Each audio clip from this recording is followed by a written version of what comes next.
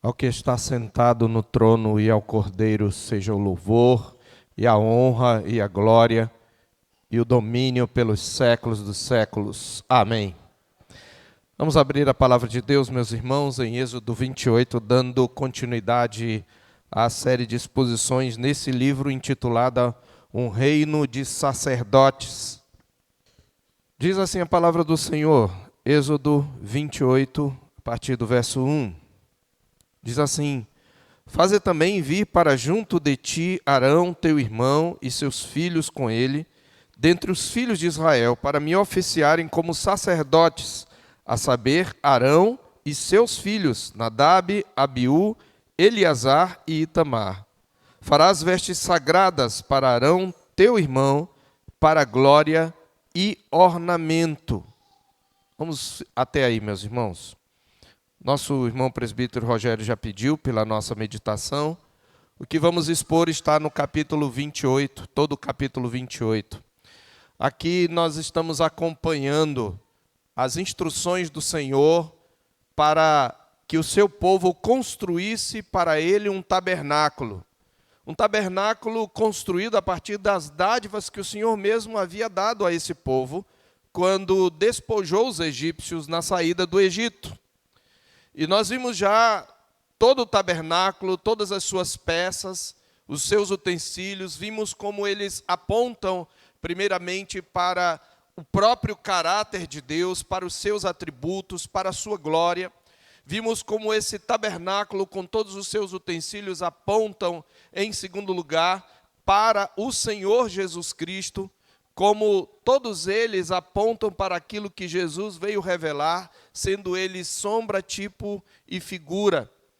E vimos também como esse tabernáculo aponta para a igreja, que sendo o corpo de Cristo também foi feita seu santuário. Depois de descrever como seria aí o tabernáculo, o que nós temos aí agora só falta um utensílio para ser descrito do tabernáculo, que é o altar do incenso. Porém, nós falamos antes dele, já explicamos por quê, adiantamos, mas é interessante que Deus, depois de ter falado das vestes de Arão e da sua consagração, é que ele vai falar do altar do incenso, porque era exatamente no altar do incenso que ocorria o culto propriamente na velha aliança, não é? Porque no Santo dos Santos era só uma vez por ano, no dia da expiação, para fazer confissão pelos pecados de Israel. Mas o culto comum, o culto contínuo, era realizado naquele lugar chamado santuário, no altar do incenso. E é por isso que o altar do incenso vai ser descrito depois de se falar do sacerdote. E aqui nós lemos apenas o que seria o cabeçalho desse texto, onde o Senhor Deus ordena a Moisés que trouxesse para junto de si, que convocasse Arão, irmão dele, e os seus filhos, Nadab, Abiú, Eleazar e Itamar. Nadab e Abiú são mencionados aqui, porque eles são os dois primeiros filhos, mas eles vão morrer mais para frente, não aqui em Êxodo, mas em Levítico, porque eles vão exatamente quebrar o princípio regulador do culto, eles vão quebrar a ordem do culto, eles vão oferecer a Deus um culto de uma forma que o Senhor não ordenou, e o Senhor vai mostrar o seu zelo pelo culto. Mas eles aqui são mencionados, e ele diz que ele deveria fazer vestes sagradas. Isso aqui é muito importante, porque Arão e os seus filhos não poderiam realizar o culto com as mesmas vestes comuns, o que mostra que o ato de culto solene a Deus requer outro tipo de indumentária. E óbvio que as vestes no Velho Testamento, tanto quanto no Novo, elas sempre são uma espécie de figura de linguagem para a conduta como um todo, para a forma como nós nos apresentamos diante do Senhor. Por isso a Bíblia diz que nós nos despojamos do velho homem, a ideia de despir uma veste, e nos revestimos do novo homem, criado segundo Deus, em justiça e retidão, procedentes da verdade. Então, quando Deus ordena que se fizessem vestes especiais, ele está dizendo, quando vocês vierem para me cultuar, vocês não podem vir de qualquer jeito.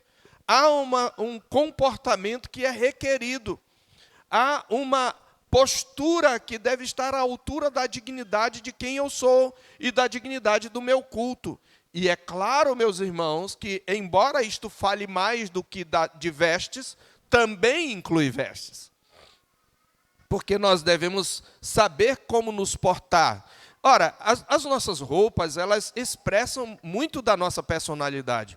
É possível que a roupa não revele tudo, de fato não vai revelar tudo do nosso coração, mas nós, de certa maneira, somos aquilo que vestimos. E também nós nos vestimos para cada situação um momento apropriado. Nosso irmão Emílio Garófalo, que está sempre me consultando sobre algumas questões aqui e como que vai ser tudo aqui, né? E a gente vê que ele está bem ansioso para estar conosco, o que é muito bom. E ontem ele me perguntou: Marcos, tem um lugar onde eu possa realizar aí meus exercícios? Porque ele está querendo se exercitar. E já verificou aqui onde tem algum lugar para ele se exercitar, porque eu quero levar meu tênis, eu quero levar algum equipamento. Eu falei, tem, a gente consegue, fica tranquilo, pode vir, e ele vai trazer. E antes disso ele perguntou qual é a roupa apropriada para os preletores, né? Nós falamos aquilo que a gente já sabe, os irmãos sabem, e então há sempre uma pergunta. Você vai para um lugar, qual é a roupa, qual é o traje? A gente pergunta para tudo, mas parece que na igreja, como a gente vê Deus como aquele paizão, a gente acha, me permitam a expressão, que a igreja é a casa da mãe Joana. Não, Deus me aceita do jeito que eu sou. Teu patrão não te aceita do jeito que você é. Né? O Senhor mesmo fala isso lá em Malaquias. Oferece o que você está me oferecendo ao teu governador para ver se ele vai querer. Deus fala isso em Malaquias. Leia lá em Malaquias 1 que você vai ver. Então, não é de qualquer jeito que nós nos apresentamos no culto. Isso fala mais do que vestes, mas também inclui vestes. De qualquer maneira, Deus, ele espera uma postura. Então, Arão precisa estar claramente, adequadamente vestido, porque ele vai representar os filhos de Israel. Observe que ele diz que para me oficiarem como sacerdotes, a saber, Arão e seus filhos Nadab e Abiú, Eleazar e Itamar. E no verso 2 diz, farás vestes sagradas para Arão, teu irmão, para glória e ornamento. Para glória e ornamento. A palavra ornamento, você sabe, é enfeite. É alguma coisa que traz beleza. Para glória e beleza. Essa palavra glória, ela literalmente significa peso. Ela era usada para referir-se ao peso, por exemplo, da riqueza de alguém ou da posição de alguém. Então, a ideia é que há um peso no fato de cultuar a Deus. É o peso da glória de Deus, é o peso da honra que é devida a Ele. Mas também para ornamento, tinha que demonstrar a beleza. Vamos falar um pouquinho disso nessa manhã, se o Senhor Deus quiser. E então o Senhor tinha algumas exigências para o sacerdote. Nós já sabemos que o sacerdote aponta para o nosso sumo sacerdote, para Cristo. E os demais filhos de Arão apontam para nós também, porque nós somos em Cristo também feitos sacerdotes. Nós sabemos disso. Então nós já vamos na exposição rapidamente fazendo algumas aplicações e depois aplicar de maneira mais, vamos dizer, mais ostensiva com relação ao ministério de Cristo. Arão seria sumo sacerdote. Então, eu quero começar falando de algumas exigências que se tinha para que o sacerdote pudesse oficiar. Depois eu quero falar sobre as peças dessa vestimenta sacerdotal e mais ou menos o que ela representa, e depois nós traremos algumas aplicações. O título da nossa mensagem nesta manhã é o sumo sacerdote da nossa confissão. Porque aquilo que Arão representava é um tipo, nós sabemos, de Cristo. Então, primeiro, algumas exigências para o sumo sacerdote e também para os sacerdotes. Primeiro, ele teria que ser alguém do meio de seus irmãos. Portanto, semelhante a eles. Ele tinha que ser alguém do meio de seus irmãos. Faze também vir para junto de ti Arão, teu irmão, e seus filhos com ele, para, dentre os filhos de Israel, Deus claramente está dizendo, primeiro, essa expressão, faze vir Arão dentre os filhos de Israel, está dizendo que do meio deles, Arão e seus filhos são escolhidos. Não há qualquer mérito neles, Deus assim o quis, Deus simplesmente o escolheu e escolheu a tribo de Levi para serem os representantes, os mediadores do culto, certo? Então ele diz, faze vir Arão, o teu filho, e os seus filhos, dentre os filhos de Israel. Mas essa expressão também significa, eu quero que seja um do meio de vocês. Por quê? Para representá-los diante de Deus. A fim de representar o homem diante de Deus, era necessário que um homem fosse mediador. O mediador entre Deus e os homens precisa ser um homem. Essa é uma necessidade, é uma exigência de Deus. Para representar o homem diante de Deus, somente um homem. Entenda aí, capte o que isso significa. Eu acho que você já entendeu um pouco disso. Então, por quê? Porque precisa ser um homem para representar a Deus, para representar as pessoas, o povo de Deus diante dele. Então, nesse sentido, o sacerdote é um de seus irmãos, que partilha das suas fraquezas, que é rodeado ele mesmo de fraquezas e por isso pode compadecer-se de seus irmãos e orar e interceder por eles com propriedade. Em segundo lugar, por outro lado, esse sacerdote é alguém que é separado dos seus irmãos. Essa ideia de fazer vir para junto de ti Arão, dentre os filhos de Israel, transmite a ideia de separação.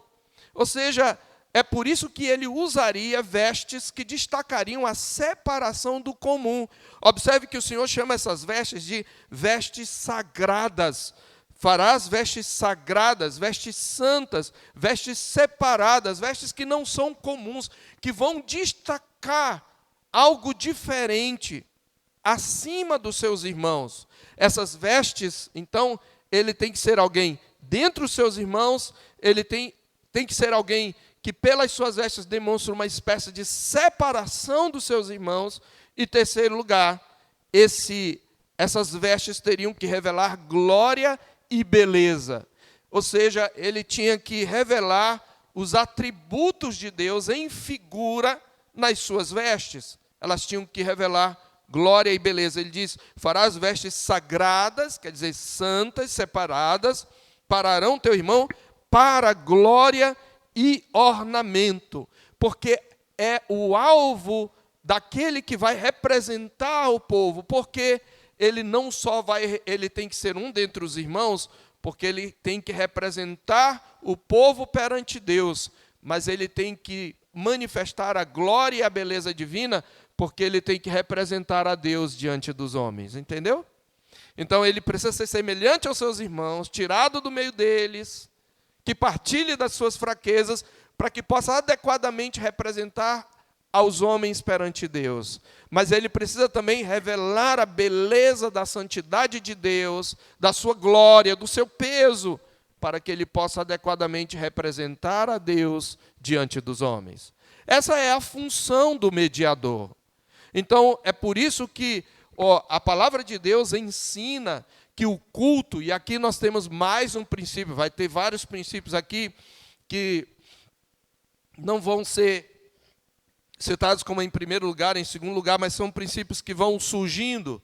Entenda uma coisa, queridos, o culto que nós devemos prestar a Deus tem que refletir a beleza da sua santidade.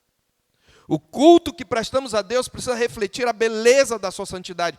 O culto que refletimos, que expressamos, que prestamos a Deus, não é algo para nos agradar.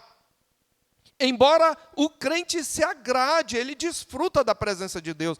Mas quando ele vem para Deus, esse culto não me agradou. Eu gosto de um culto mais assim, de um culto mais assado. A igreja precisa dinamizar mais o seu culto. Vamos fazer um culto que as pessoas se sintam bem. O culto não é para você, o culto é para Deus. E quando você cultua a Deus, você tem que, no seu culto, expressar a dignidade que lhe é particular. Ora, quando você homenageia alguém, Você faz de qualquer jeito? Não. Se você for, por exemplo, os maridos querem homenagear sua esposa, talvez no aniversário de casamento ou no aniversário dela, vão fazer alguma coisa que traduza a beleza dela, a importância dela para você, o seu amor por ele, não é assim? Você quer fazer alguma coisa para o seu filho? Hoje tem gente que coloca o filho como um Deus, né? Já vi um caso do aniversário que o tema todo era de um reizinho, o menino era um reizinho, botaram a coroa, aí os pais entraram com aquela liteira, né, de Salomão, segurando uma espécie de maca assim, e o menino lá, e os pais lá, né, caminhando, e o menino, o rei. Você está dizendo para ele isso, que ele é um rei, está acima de você, e nesse caso é bem prejudicial, né? Mas você quer dizer, você quando quer fazer algo para alguém, você quer fazer a altura daquele alguém, você não faz de qualquer jeito. E veja, nós estamos falando do Deus que nos criou, do Deus que nos redimiu, do nosso Senhor, do nosso sustentador, do provedor, daquele que é mais formoso dentre os filhos dos homens, o nosso Senhor Jesus. Então, é por isso que a adoração precisa refletir a glória de Deus. O salmista, no Salmo 27, verso 4, diz assim: uma coisa peço ao Senhor e a buscarei, que eu possa morar na casa do Senhor todos os dias da minha vida. Para quê? Para contemplar a beleza do Senhor e meditar no seu templo. Possivelmente, Davi estava diante do tabernáculo e estava vendo todos aqueles ornamentos, e isso o transportava para a ideia da beleza do Senhor nos seus atributos. Os salmos dizem isso, Salmo 29, versículos 1 e 2, e também o Salmo 96, versos 7 a 9, tem o mesmo refrão: tributai ao Senhor, filhos de Deus. Tributai ao Senhor glória e força. Tributai ao Senhor a glória devida ao seu nome. Adorai o Senhor na beleza da santidade. O nosso culto tem que expressar a beleza da santidade de Deus. É por isso que nós cantamos: Rei poderoso, grande Deus, Rei majestoso, Santo Deus, toda a terra irá proclamar tua glória, amor e poder. Força e formosura estão diante de ti. É o que os nossos cânticos dizem. Nós precisamos entender isso, queridos. O culto deve expressar a glória e a beleza de Deus. Então nós chegamos às peças que vão revelar essa glória, de maneira simbólica, obviamente. As peças da vestimenta sacerdotal. Vocês têm aí, eu coloquei e deixei essa projeção, para vocês verem mais ou menos como era. Nós não temos noção com detalhes, nós podemos achegar aproximadamente. Mas vários estudiosos tentaram descrever e outros artistas tentaram retratar, e talvez essa seja uma das melhores fotos ou, vamos dizer assim, modelos que nós temos do que seria o sumo sacerdote. Se você observar, você tem, o Senhor começa descrevendo um pouco diferente, não da primeira veste para a última. Ele começa da última para a primeira, né? É como ele faz com o tabernáculo, de dentro para fora, agora ele faz de fora para dentro. Ele diz assim, primeiro ele pede, ele ordena que ele chame homens hábeis, que foram cheios do espírito de sabedoria. É interessante que aqui é o primeiro registro de homens cheios do espírito, e é interessante que é exatamente um artista, né? Alguém que vai fazer obras com esmero, obras artísticas praticamente. E ele diz que façam vestes para Arão, para consagrá-lo, para que ministre o ofício. As vestes, pois, que farão são estas. Então você tem um peitoral, você tem alguma coisa aí que está quadriculada, quase se confundindo com a roupa principal, mas ela é quadriculada, cheia de peças, é o peitoral. Uma estola sacerdotal, a estola sacerdotal é essa colorida que se confunde com o peitoral. Uma sobrepeliz, que é esta azul, tá? Uma túnica bordada, que é a branca que está sobrando com as mangas, e mitra, que é o turbante, e o cinto.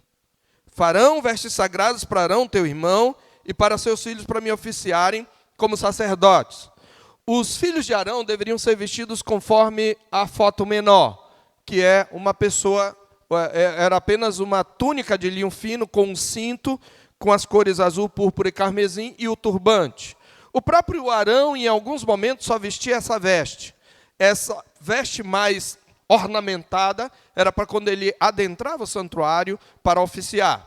Então, a primeira peça que o Senhor descreve aí, diz que tudo seria, na maior parte das peças, seriam feitas de ouro, estofa azul, púrpura, carmesim e linho fino. Alguma coisa como roxo, vermelho, azul, certo? E o linho que era branco. E o ouro era fio mesmo, de ouro tecido. E esse ouro se destacava, ele brilhava. Então ele diz no verso 6, e farão a estola sacerdotal de ouro, estofa azul, e púrpura e carmesim, e linho fino retorcido, de obra esmerada. Então a estola sacerdotal é essa mais colorida, tá?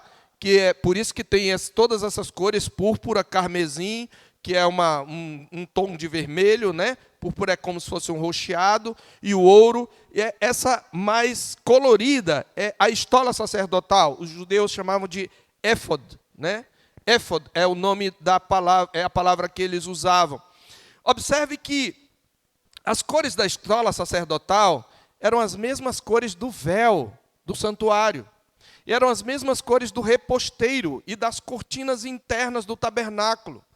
E esse peitoral, embora fosse desse tecido, ele tinha incrustado nele 12 pedras preciosas. Você vai perceber aí, no peito dele, existem 12 pequenas pedras preciosas que representam as 12 tribos de Israel. Cada uma dessas tribos tinha o nome de uma tribo lapidado nela. E então, embora fosse uma peça à parte, esse peitoral, ele devia ser unido à estola, que é essa veste colorida maior, tornando-se uma só peça com ela. É por isso que talvez alguns de vocês não estejam conseguindo, se você pegar, vir duas pedras, uma do lado, outra do outro aqui, que seriam o urim e o tumim, talvez eles nem aparecessem, você vai ver que esse peitoral ele era praticamente uma só peça com a estola sacerdotal, com a túnica colorida. E ele repousava sobre o peito de Arão. Observe que o Senhor explica no verso 29 o propósito do peitoral. Ele diz: assim Arão levará os nomes dos filhos de Israel no peitoral do juízo sobre o seu coração, quando entrar no santuário, para memória diante do Senhor continuamente. A ideia, o coração, é a sede da alma, é a sede da personalidade, é o cerne. Ele está dizendo, o mediador levará o seu povo no coração.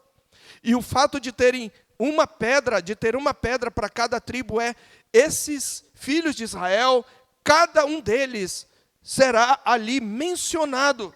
É possível que quando Arão fizesse intercessão, oferecendo o incenso no altar do incenso, ele mencionasse pelo menos cada uma das tribos de Israel.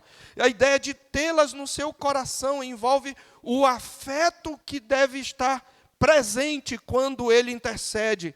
E é como se os filhos de Israel estivessem presentes. Irmãos, a Bíblia diz em Colossenses, capítulo 1, que nós morremos e a nossa vida está oculta juntamente com Cristo em Deus. Isso fala do nosso Senhor. Quando o Senhor intercede por nós, Ele tem cada um dos seus eleitos no seu coração. Ele intercede por eles com amor. E eles são para Ele um tesouro. Lembra? Pedra preciosa representa a igreja. Eles são preciosos porque eles estão no mediador. Eles são preciosos porque eles foram dados ao mediador. E eles são, por assim dizer, um enfeite para o mediador. Isso mostra, queridos, como é importante para Deus que a igreja esteja junta. Não era só uma pedra, eram as 12 pedras.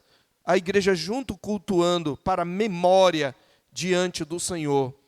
Jesus, do mesmo modo, faz memória diante de Deus de cada um dos eleitos. A ideia, então, é que, através do sumo sacerdote, a igreja da velha aliança adentrava, por assim dizer, a presença de Deus. Mas no peitoral também estavam duas pedras, que era o Urim e o Tumim. O Senhor fala isto lá mais para frente, no verso 30. Também porás no peitoral do juízo o Urim e o Tumim, para que estejam sobre o coração de Arão, quando entrar perante o Senhor. Assim Arão levará o juízo dos filhos de Israel sobre o seu coração diante do Senhor. Na sua projeção, o Urim e o Tumim são essas duas pedras maiores que estão de um lado e de outro no peito dele. Porém, não é certo que elas apareciam na vestimenta, porque é possível que o peitoral tivesse uma espécie de bolsa, onde elas ficavam presas, onde elas ficavam escondidas. A ideia é essa. Essas pedras chamadas Urim e Tumim, Urim é o plural de luz, provavelmente é a palavra luzes, e Tumim, perfeições. Essa é a mais provável tradução, luzes e perfeições. Essas pedras eram acomodadas em algum tipo de bolso. O Urim, então, essas duas pedras elas eram usadas para consultar o Senhor. Era como quando se coloca ou jogam dados. Essa era uma ordem que o Senhor deu, e nós encontramos em Números 27, verso 21, como o Urim e o Tumim eram usados. Nós não sabemos exatamente como, não sabemos se eram pedras que tinham alguma coisa como sim e não, mas é só para você entender que elas eram usadas para o sacerdote consultar o Senhor. Josué deverá se apresentar diante de Eleazar, o sacerdote, o qual por ele consultará o Senhor, de acordo com o juízo do Urim. Segundo a palavra do sacerdote, sairão, e segundo a sua palavra, entrarão ele e todos os filhos de Israel com ele, toda a congregação. Então, o juízo do Urim. Então, é por isso que é o peitoral do juízo, certo? Então, a importância do peitoral ela fica evidente simplesmente percebendo-se quanto espaço é dedicado a ele. 16 versículos descrevem esse peitoral, mais do que qualquer outra vestimenta. E essa expressão peitoral do juízo refere-se exatamente a esse fato de que era por meio do Urim e do Tumim que se tomavam decisões segundo a verdade revelada do Senhor. Então, a ideia é o peitoral da decisão. Arão vai levar o juízo, os filhos de Israel, no peitoral do juízo sobre o seu coração. Observe aí. Arão leva os filhos de Israel no seu peito e leva os juízos no seu coração. Essa é a ideia, certo? Além do peitoral, você tem a estola sacerdotal. Depois ele fala no verso, aí mesmo no capítulo 28, no verso 6, farão a estola sacerdotal de ouro e estofo azul e púrpura e carmesim e linho fino retorcido de obra esmerada. Essa veste mais colorida. A estola sacerdotal, ou éfod, é descrita dos versos 6 a 14, e ela é uma espécie, como vocês veem aí, de avental, consistindo de duas peças de linho e estofo, lã de algodão, unidas sobre os ombros por grampos e fivelas de ouro que pendiam do pescoço, cobrindo as costas e a frente, acima da túnica e da sobrepeliz. Verso 31, está escrito: farás também a sobrepeliz da estola sacerdotal toda de estofo azul. Só para vocês entenderem, aí sobrepeliz é essa túnica menor de cor azul. Pois bem, meus queridos, a forma exata do éfod, ou da estola sacerdotal, é desconhecida, mas pelas descrições é possível imaginar um modelo aproximado. Ele fala que ela deve ter ombreiras. Verso 7, ela terá duas ombreiras, indica então que ela pendia dos ombros. E o uso de uma faixa ou cinto, que tinha que prendê-la, indica que a sua aba ficava abaixo da cintura. Então, o éfod, como chamavam os israelitas, ele deveria ter ombreiras com duas pedras de ônix. Observe aí no verso 7 e no verso 8, ele fala no verso 9, tomarás duas pedras de ônix e gravarás nelas os nomes dos filhos de Israel. 6 de seus nomes numa pedra e outros 6 na outra pedra. A pedra de ônix é uma pedra meio de cor negra, né? E eles tinham que gravar 6 nomes numa pedra e 6 nomes na outra pedra. Queridos, é muito interessante isso, porque a ideia é essa. Arão, quando entrar para cultuar o Senhor, o mediador tem que ter o povo de Deus no seu coração, mas ele também o traz nos seus ombros, porque ele leva o peso do seu povo. É ele quem carrega o peso do seu povo diante do Senhor, essa é a ideia. Ele leva o seu peso. Aqui são 6, os filhos de Israel estavam representados. Então a ideia é essa, os filhos de Israel estão entrando no santuário, no mediador, no sumo sacerdote. Eles estão sendo representados por ele, e ele diz, e porás as 2 pedras, verso 12, nas ombreiras da estola sacerdotal, por pedras de memória aos filhos de Israel. E Arão levará os seus nomes sobre ambos os seus ombros, para memória diante do Senhor. Então, essa é a ideia, a memória. E, queridos, é muito interessante que essas pedras descritas, nós não vamos ter tempo, mas anote aí. Anote Ezequiel 28, 13. Ali o Senhor está falando com o rei de Tiro. Alguns dizem que ele está descrevendo Satanás ou Lúcifer, como o chamam popularmente. Mas, na verdade, nós argumentamos quando expusemos Ezequiel que ele está falando do rei de Tiro mesmo. Porém, ele fala de alguém que estava no Éden. Na verdade, ele está falando de Adão, de quem o rei de Tiro é descendente.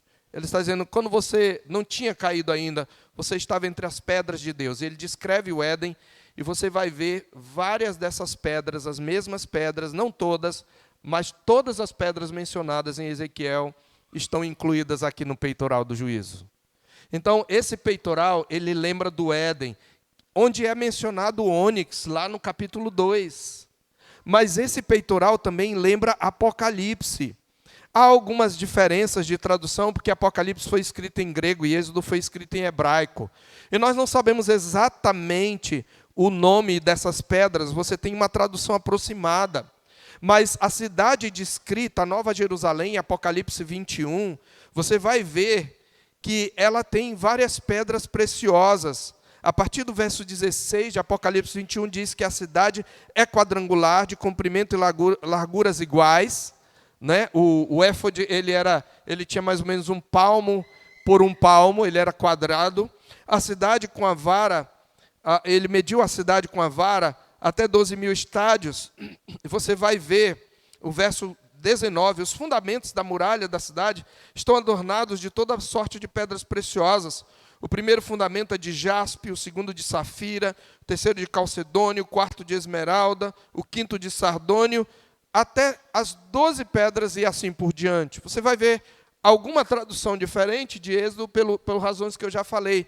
Mas o que isto significa é que quando também Arão está ali, e os filhos de Israel, quando ele saía para ministrar aos filhos de Israel com aquelas vestes, e os filhos de Israel viam, isso era para remetê-los à criação, ao Éden, de novo, e também para chamar a atenção para a nova criação, acerca da qual eles sabiam ainda muito pouco, porque estão no início da revelação. Mas, para nós, essas pedras lembram que Ele é o Deus da criação, que Ele é o Deus da redenção, que Ele é o Deus da consumação. Então, essas pedras eram colocadas ali, e isso significava que os filhos de Israel estavam sendo carregados. Depois, do verso 31 ao 35, nós temos a sobrepeliz, que é essa túnica mais azul. E você vê que ela tem umas franjas, e pela descrição é uma espécie de poncho, um manto sem mangas, em azul púrpura ou violeta, tecido de uma única peça e tendo uma abertura no centro. Ela era toda azul e ficava entre a túnica e a estola. Ela funcionava como uma segunda túnica. Essa palavra ela era usada para túnicas usadas por homens de posição ou para as túnicas usadas pelas filhas de Davi, por exemplo, que eram princesas. Então, ela é uma veste real. E observe que na bainha inferior, nessa bainha inferior, ela era franjada com pequenos sinos de ouro, intercaladas com borlas em forma de romãs azul, púrpura e carmesim.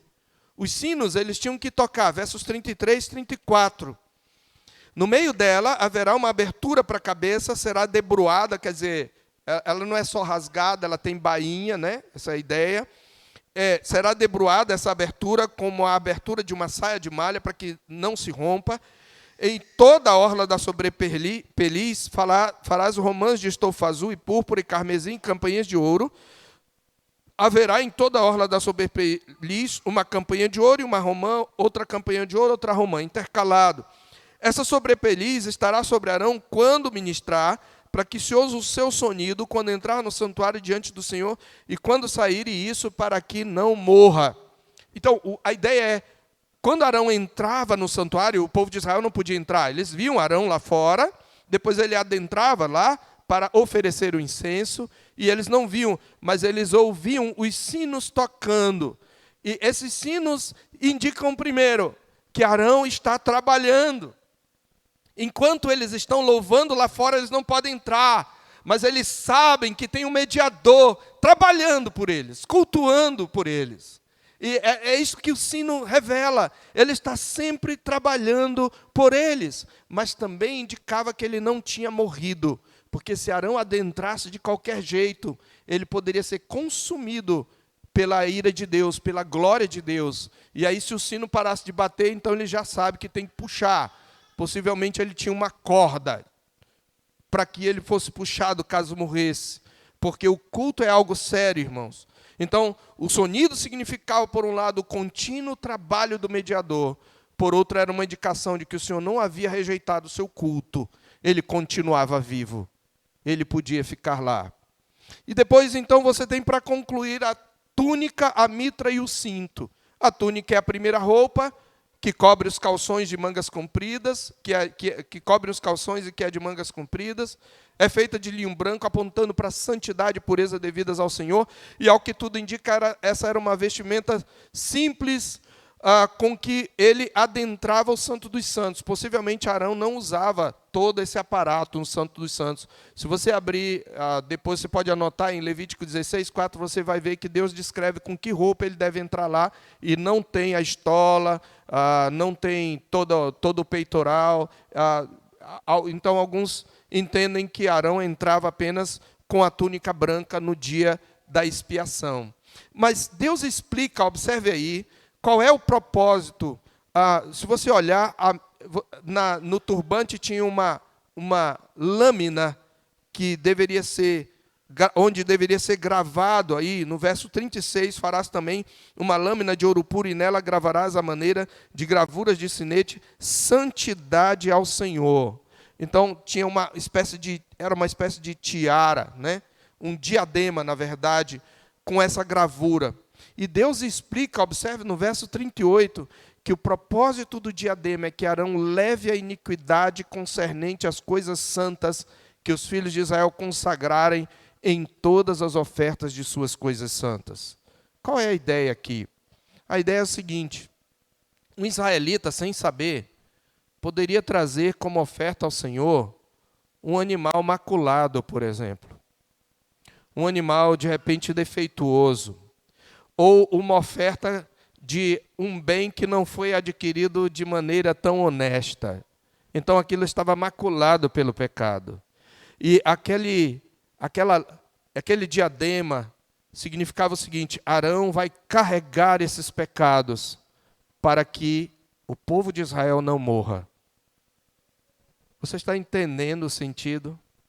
Irmãos, o nosso culto é aceito diante de Deus, não é porque ele é sincero, não é simplesmente porque ele é bíblico, tudo isso é importante.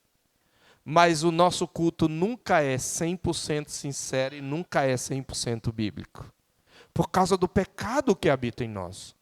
Mas nós temos um sumo sacerdote que leva a iniquidade do culto ruim que nós oferecemos e o torna perfeito diante de Deus. A ideia é, a santidade dele é mais contagiosa do que o nosso pecado. A santidade dele cobre os nossos pecados. Essa é a ideia que Deus quer mostrar. Irmãos, eu quero concluir. Fizemos toda essa descrição. Eu esqueci de colocar aí a bainha da sobrepeliz, a sobrepeliz sem a cobertura e a túnica sem a cobertura, só para você ver. Mas eu queria terminar com algumas algumas observações adicionais para você entender. Você percebeu que as vestes do sumo sacerdote eram feitas do mesmo material do tabernáculo?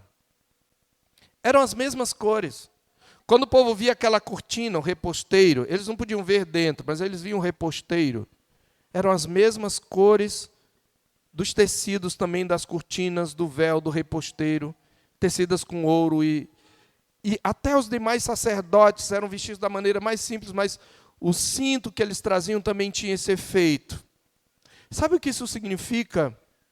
Que o sacerdote, de certa maneira, está encarnando o tabernáculo. É como se o sacerdote fosse o tabernáculo. Era como se o sacerdote e o tabernáculo fossem um só. Ele se fazia um com o tabernáculo, ele se confundia com o tabernáculo. É como se ele fosse um templo ambulante. E é isso que o Senhor Jesus é. Ele é o sacerdote e ele é o templo. Nele habita corporalmente a plenitude da divindade. Ele é o sacerdote, ele é o templo. E porque estamos unidos a ele, nós somos chamados sacerdotes e nós somos chamados templo. Que honra, irmãos! Que honra nós temos diante do Senhor. Segundo lugar, eu quero que você observe mais uma vez que o sumo sacerdote trazia os filhos de Israel sobre os ombros e no coração para a memória diante do Senhor, que o levar sobre os ombros traz a ideia de um fardo, e o levar sobre o coração aponta para o afeto e a intimidade. O nosso Senhor Jesus carrega o nosso culto. É por isso que nós podemos ter certeza de que nós seremos aceitos. É por isso que não é possível chegar-se a Deus, senão por meio de Jesus. Quem não tem Jesus pode ter a sinceridade que for, pode gemer até ficar azul, não será aceito somente por Jesus. Sabemos para que isso tudo aponta para Ele. É por isso que em Hebreus 3:1 ele é chamado de apóstolo e sumo sacerdote da nossa confissão. Assim como nós falamos que o sacerdote tinha que ser um dentre os seus irmãos, não é? Em Hebreus capítulo 2, verso 17, está escrito que convinha que em todas as coisas Jesus se tornasse semelhante aos irmãos, para ser misericordioso e sumo sacerdote nas coisas referentes a Deus e para fazer propiciação pelos pecados do povo. E ao mesmo tempo, meus irmãos, em Hebreus capítulo 7, 26, é dito, o sacerdote também na sua veste tinha que demonstrar ser alguém separado. Em Hebreus 7, 21 é dito, ou 26 é dito que o Senhor Jesus também, que nos convinha um sumo sacerdote como este, santo, inculpável, sem mácula, separado dos pecadores e feito mais alto do que os céus. Aquilo que Arão representava em suas vestes, Jesus era em seu ser. Jesus era em si mesmo. Arão foi apenas um tipo. As suas vestes eram sombra e figura. Jesus é a realidade para a qual as figuras apontam. Diferentemente de Arão, Jesus não tem, como diz o verso 27 de Hebreus 7, não tem necessidade, como os sumos sacerdotes, de oferecer todos os dias sacrifício, primeiro pelos seus próprios pecados, depois pelos do povo, porque fez isto uma vez por todas, quando a si mesmo se ofereceu. É por isso que nós temos que valorizar o culto, irmãos. Porque nós temos o nosso Senhor Jesus a mediar. E por último, por causa da nossa união com Cristo, nós somos feitos sacerdócio santo, para oferecer não mais sacrifícios de animais, mas sacrifícios espirituais agradáveis a Deus por intermédio de Jesus Cristo. É o que Pedro fala em 1 de Pedro 2, 4 a 5, chegando para ele, a pedra que vive, sim, rejeitada pelos homens, mas para com Deus eleita e preciosa, também vós mesmos como pedras vivas que vivem, sois edificados casa espiritual para ser de sacerdócio santo, a fim de oferecer de sacrifícios espirituais a Deus por intermédio de Jesus Cristo. A santidade de Cristo é o que garante a nossa oferta e que ela será aceita. E o que são sacrifícios espirituais? Em primeiro lugar, toda a nossa vida deve ser oferecida como sacrifício vivo, santo e agradável a Deus, que é o nosso culto racional. A Bíblia diz em Romanos 12, 1. Ou seja, tudo o que fazemos agora é para a glória e louvor de Deus. Eu não vivo mais para mim mesmo, mas para aquele que por mim morreu e ressuscitou. Em segundo lugar, a Escritura nos ordena que ofereçamos sempre por meio de Jesus sacrifício de louvor, que é o fruto de lábios que confessam o seu nome, lá em Hebreus capítulo 13. E ainda no versículo seguinte, 13 e 15, e no versículo 16, é nos ordenado também: não negligencieis a prática do bem e a mútua cooperação, pois com tais sacrifícios Deus se compraz. Que sacrifício oferecemos a Deus? Sacrifício de louvor. Sacrifícios da prática do bem. O sacrifício da mútua cooperação. O sacrifício da nossa vida para a glória dele. Que o Senhor Deus aplique a sua palavra ao nosso coração e possamos cultuá-lo com cada dia mais zelo, mais fervor, sabendo que o nosso Cristo já está no Santo dos Santos e ele nunca morrerá. Ele será sempre aceito pelo Pai, para a memória dos filhos de Deus. Obrigado, Deus, pela tua palavra. Aplica ao nosso coração, a cada um, segundo a nossa necessidade. Ajuda-nos a valorizarmos mais o culto, Pai. Em nome de Jesus, que a graça do Senhor Jesus Cristo, o amor de Deus, o Pai, e a comunhão do Espírito seja conosco e com todo o povo de Deus, agora e para sempre. Amém.